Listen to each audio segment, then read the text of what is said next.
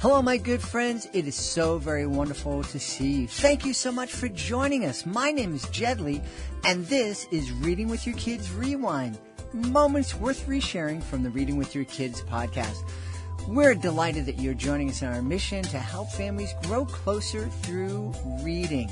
Today, we're taking a look back at some of the great moments on the podcast that address the issue of media literacy and social media literacy. We have some fantastic clips that we can't wait to share with you.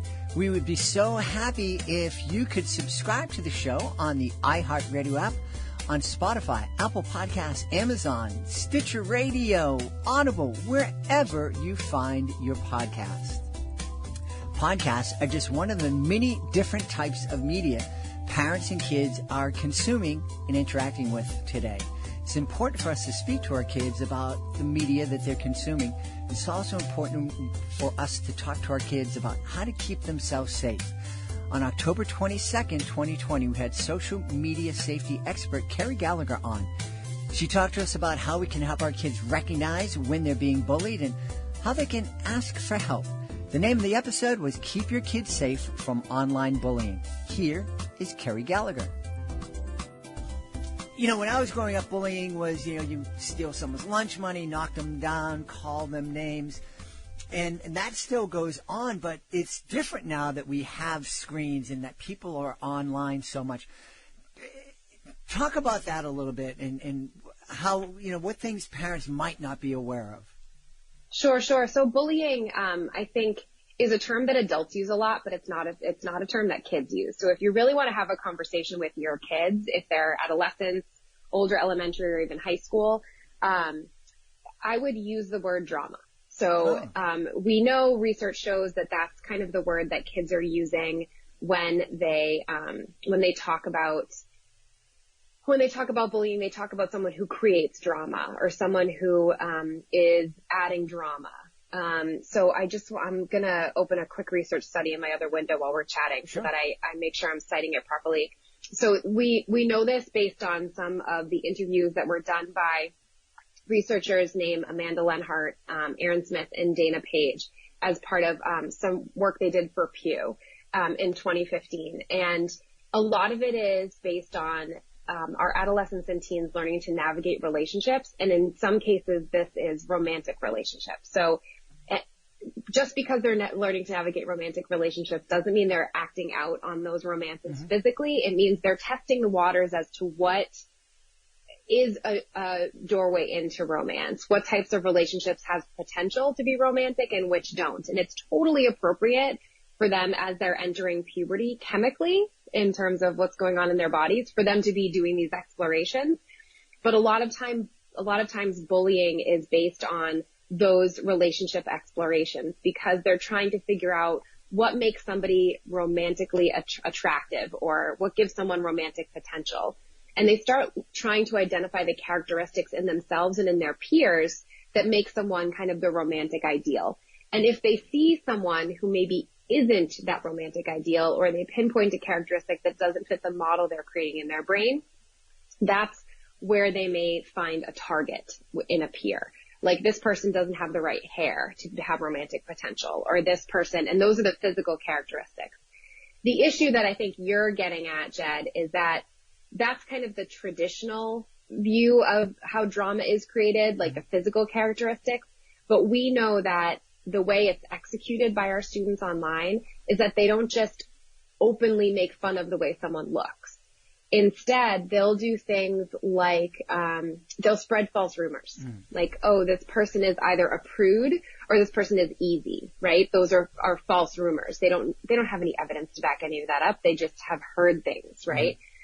Or they'll sometimes purposely exclude someone from some online posts. So let's say I post on my Instagram a picture of my puppy and I tag all my best friends who I know love my puppy, and I purposely don't tag someone who's part of my friend group and leave that person off.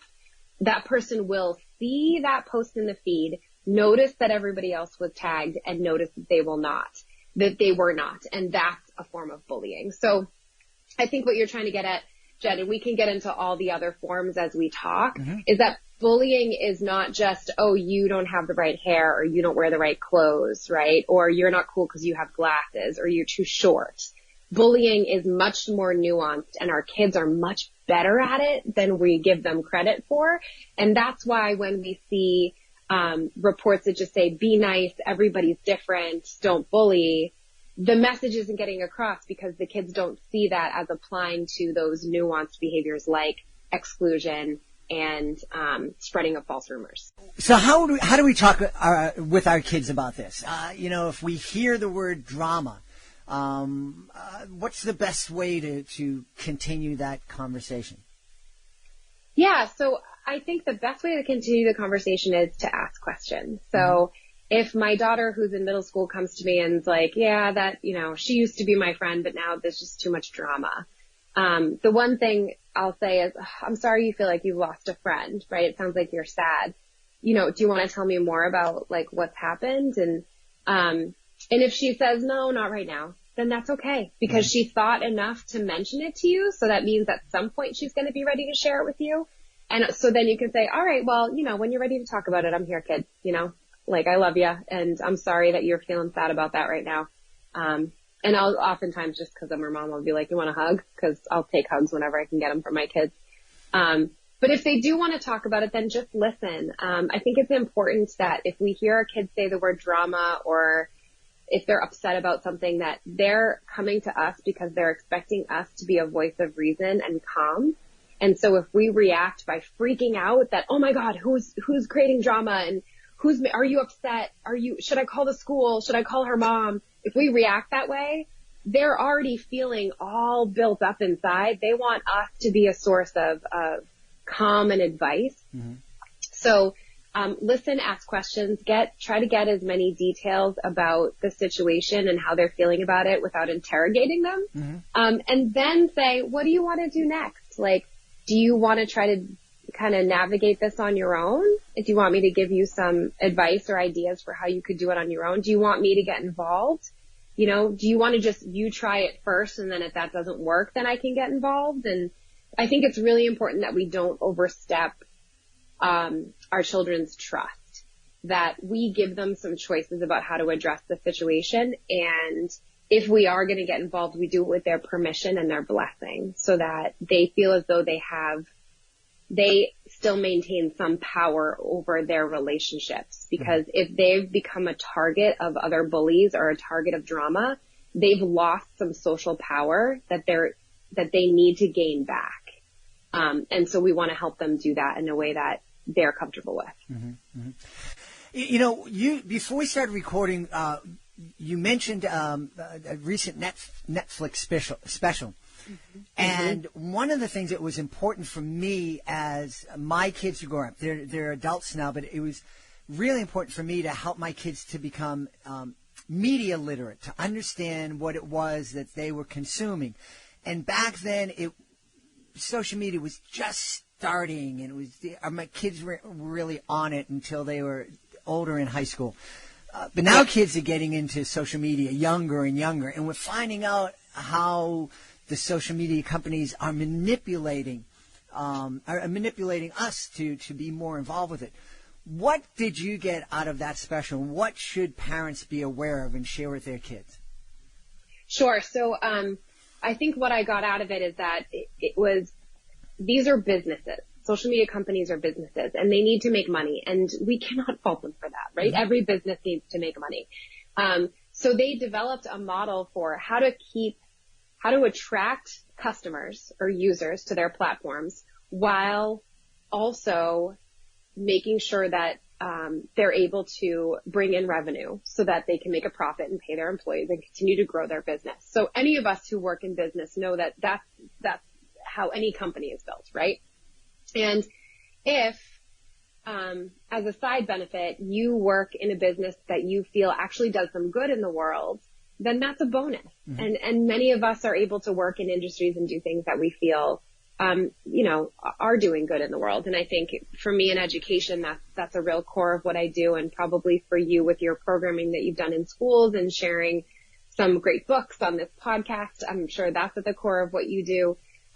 the people who started these social media platforms, that was at the core of what they were trying to do. They were trying to create a space for people to find their people, to a place to be connected, a place to, maintain positive relationships that you would be otherwise more difficult to maintain because you're not able to be with those people all the time. Like these platforms were created so that when you create those lifetime friendships in college, you can stay connected to your friends from college, even if you move far apart from each other. That's fundamentally why Facebook was created, what its goal was to take these college relationships and allow them to continue to be nurtured even when we're not able to be on campus together. It grew because they figured out a money-making model that worked. Mm-hmm. And now the companies or the sponsors that Facebook relies on for that revenue, now they have some say in how the platform is going to be modeled and used in order to continue that revenue stream, right? So the thing I want, this is a long way of going about it, but the thing I want all users of all social media platforms to understand is that you are part of the business model that allows them to make a profit. So as long as you are okay with that, it is totally fine for you to use those platforms, and you should continue to use it to stay connected. But just understand that because you are there, they are able to basically say to these other companies, you get to advertise to these users, and that's how we make money, right? Mm-hmm. I would never give up my social media. I love my social media. But I also love my social media because I've carefully curated it so that I see in my feed people who I genuinely know, mm-hmm. who I genuinely care about, people of varied perspectives politically, people of varied life paths in terms of, other people who have families like I do, people who are single, people who are in lots of different professions, people who are in the same profession as I am. And I'm okay with that. If your social media makes you feel sad or makes you feel unworthy or makes you feel upset, then you haven't curated your social media to meet your needs when it comes to your relationships with people. It comes down to relationships, and it comes down to understanding what the goal of those platforms are. So number one, you're part of their revenue stream, and as long as you understand that they're using you for that, that's fine. Number two, make sure you curate who gets to be in your thread or on your page so that it's helpful to you and useful to you and it's positive in terms of your relationships. And number three, if you're unable to reconcile those things, maybe social media isn't the right place for you, mm-hmm. right? Or maybe certain platforms will work better for you than others, depending on how you use it. But I think it's important to just acknowledge the reality of it, acknowledge where it came from. And not try to make it into something that it was never intended to be, mm-hmm. right? So don't try to make social media a place that's, utopia. It was never meant to be utopia, right? It wasn't designed for that. Mm-hmm. Carrie Gallagher shared so much information with us that you really should check out the entire episode. It was first published on October 22nd, 2020, and it was called Keep Your Kids Safe from Online Bullying. And of course, you can find that episode and all of our episodes on our website, readingwithyourkids.com. Right now, Good Morning America correspondent Eva Pilgrim. She was on the show back in September of 2021. The name of the episode was Walter Does Her Best. Eva wrote a beautiful kids book that your kids will absolutely adore. But since she was on the show, I took the opportunity to talk to her about an expression that we heard way too much, fake news, how we can talk to our kids about it, and how we can help our kids learn to discern what is real and what isn't. Here's Eva Pilgrim. Hey, one of the things we heard way too much over the past few years is this idea of fake news and bias, and what advice can you share with parents in terms of helping kids learn how to look at the information that they're getting? Because kids are being bombarded with information all around them. I grew up with a newspaper, and there was three news shows during the day, and it was on during dinner time.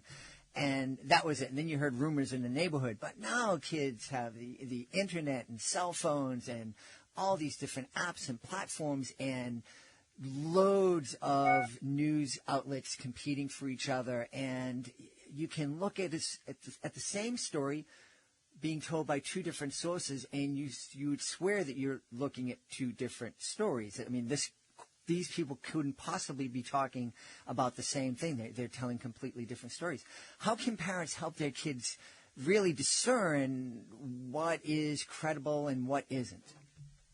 Well, I think you have to sort of look at, like, what are these outlets, right? There are different tiers of outlets with different levels of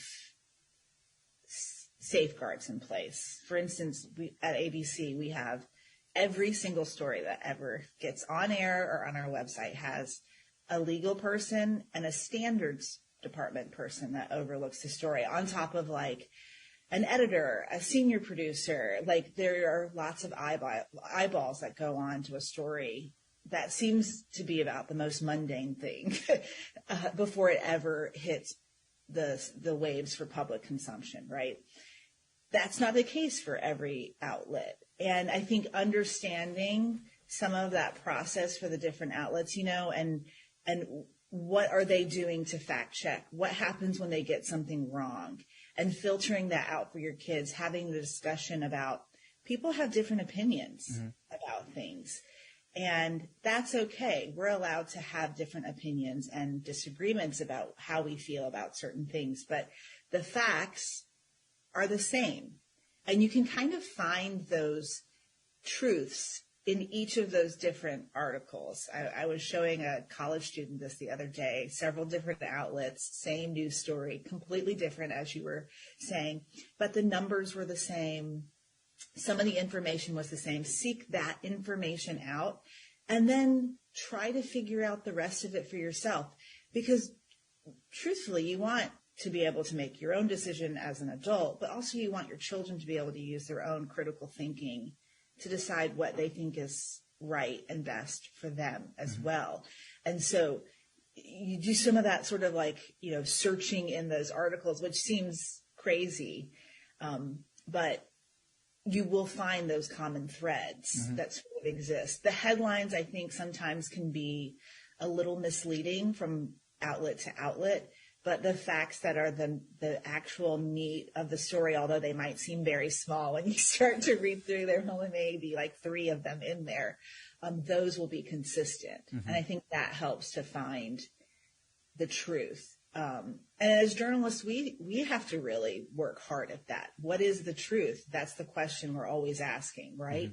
It's not what's convenient or what do we think, or, it's like, what is the truth? And trying to seek that out.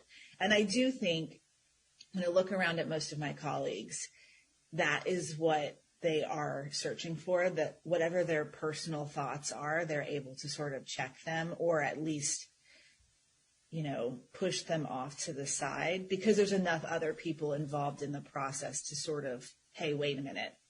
Did you write that line with that language because you think that's wrong? And we sort of keep each other accountable that way. Again, that doesn't happen everywhere, but I know for where I work, it is very important. And they try very, very hard to stay down the line with just the information and let people sort it out for themselves how they feel. Yeah.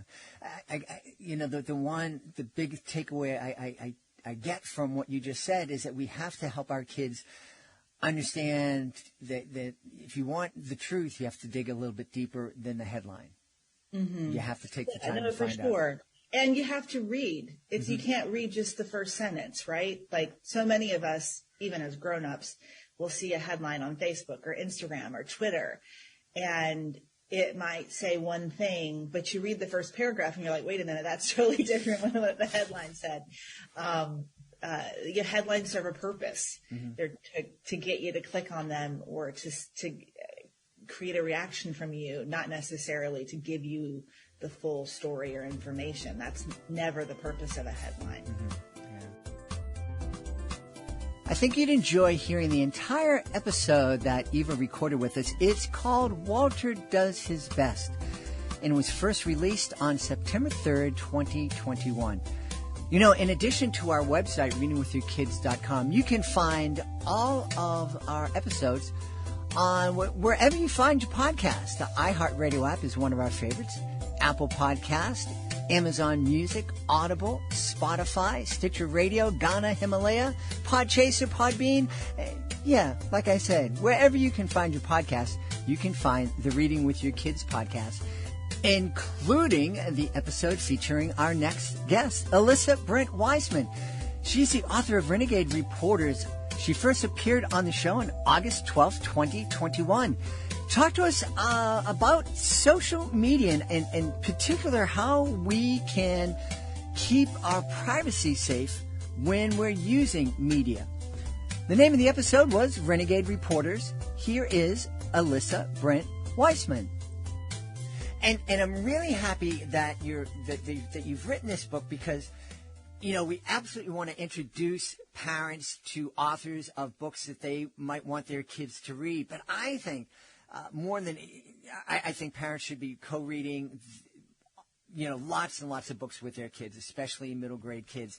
But I think this is an especially powerful book that can really launch some important conversations about privacy, about media, about social media, about being literate, and most importantly, about helping their kids understand that they should be using technology and not being used by it. You're right. And it's hard to do that because, as I explore in this book, I mentioned that there's kind of a scandal involving this fictional educational software company in the book. They're called Ness Media.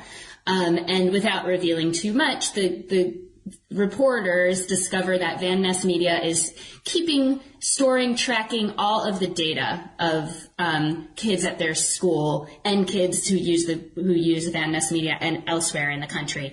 And they're trying to figure out what are they doing with this data. And that is something that, even though Ness Media is not a real company, that is something that real companies are doing all the time. That, as you say, in some ways, they're advertising products to us, but also we are the product. They are keeping and selling and storing and tracking all sorts of information about all of us. And I'm hoping that this book kind of just makes readers and their families aware of what's going on and maybe opens up some conversations about what's going on and how we feel about it. Yeah. I have to tell you, the first time that I heard somebody, and I think it was a Netflix documentary where it described me as a user of social media as a product that was being sold. And I kind of understand that this has actually been going on for a long time. When we go to the supermarket and we swipe our little discount card, they're tracking what I buy. And it's not a coincidence that every time I go there and buy a certain brand of ice cream, I get a coupon for a competitive brand of ice cream. And that's kind of creepy.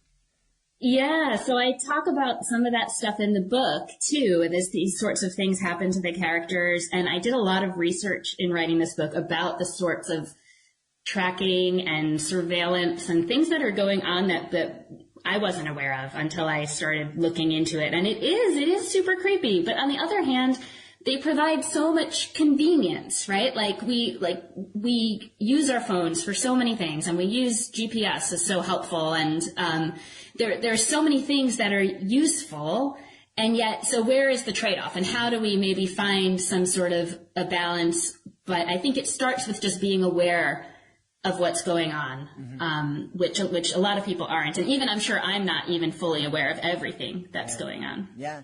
I have to tell you, one of the creepiest experiences I had, I came out, I was at a strip mall, and I think I had a dinner, and I came out, and I didn't use the GPS to get to this place. I just got to it, and I went in, and I came out. And as I started up the van, my phone kind of flashed, and Google was asking me how I liked going to this certain restaurant. And I'm like, how do you know I went in that restaurant? Why do you know that I'm in that restaurant? There's super creepy things like that happen all the time, where you'll be talking to somebody about something, and then you'll see an ad for that thing you were talking about, and you kind of say, oh, that's a really weird coincidence. but it's probably not a coincidence. I mean, my editor and I talked a lot about this while I was writing this book, and she was working on it with me, and she was telling me that one of the only apps in her phone that she allowed to access to her microphone was Instagram stories, I believe, and she would get ads on Instagram for things that she talked about that she wouldn't get ads anywhere else. And so, I mean, yeah, this stuff, and as our lives become more reliant on technology and people have smart speakers and smart doorbells and smart refrigerators and everything is kind of connected to the internet, the question is sort of what's the trade-off with all of that, and how is all of it free, right? Because it's not, somebody's paying for it. It's not really free. So, I mean, the book it touches on all of that, but hopefully, I mean, it touches on that in the form of a story about these characters, in this fictional company. And so just kind of, you know, it's issues that they start to think about and question, and hopefully readers will too. If you'd like to hear our entire conversation with Alyssa, be sure to check out her appearance. It was published on August 12th, 2021, and it was called Renegade Reporters. Hey, before we go, I want to go back to Eva Pilgrim. Her mom taught her something that I think we want to teach all of our kids. Check it out. Life isn't perfect, and I think that's one of the things you want so much for your kids to understand. Life doesn't have to be perfect. You don't have to be perfect, but you know, what's in your heart and what you're trying to do, that matters more than anything. Yeah. Who taught that lesson to you? My mother. So my mom is this, like, as you could imagine, crazy Korean tiger mom would be. Very, like, rule-oriented, very structured. But the one thing she cared about more than anything else was that we were nice to other people. I mean, she might get really mad at us if we, like, came home with a B. But she would lose her mind if she found out that we had been unkind to someone. Because it just mattered so much to her that we treated other people with kindness. And a lot of that, I think, was based on her personal faith and the faith lessons that she was trying to teach us. But also just this idea that she wanted us to be able to be around other people who weren't exactly like us. And we were, you know, I grew up in South Carolina. There weren't a lot of half Korean kids in South Carolina. And she wanted us to recognize, like, while we're different in this way, other kids are different in other ways. And so to extend that kindness to someone who's sitting by themselves, or, you know, doesn't have someone to play with, or needs someone to walk with them to the bathroom during the break, you know, those kinds of things really mattered to her. So, yeah, if you wanted to see my mom mad, let her find out that you had been unkind to someone. We hope you enjoyed this episode of Reading with Your Kids Rewind, moments worth resharing from the Reading with Your Kids podcast. Please be sure to join us for the next episode of the podcast. We're going to have some fantastic authors coming your way. I want to thank the folks who made today's show so wonderful. Of course, I want to thank our guests, Eva Pilgrim, Carrie Gallagher, and Alyssa Brent Wiseman. I want to give a special thanks to Rory Grady for selecting our highlights today. I want to thank my entire team, Alejandra Doherty, Fatima Khan, Michael Murphy. I also want to thank my beautiful wife for all the support she gives me. But most of all, we all want to thank you. Thank you so much for taking the time to join us on this Listen Back. And also thank you so very, very much for taking the time to make the world a better place by reading with your kids.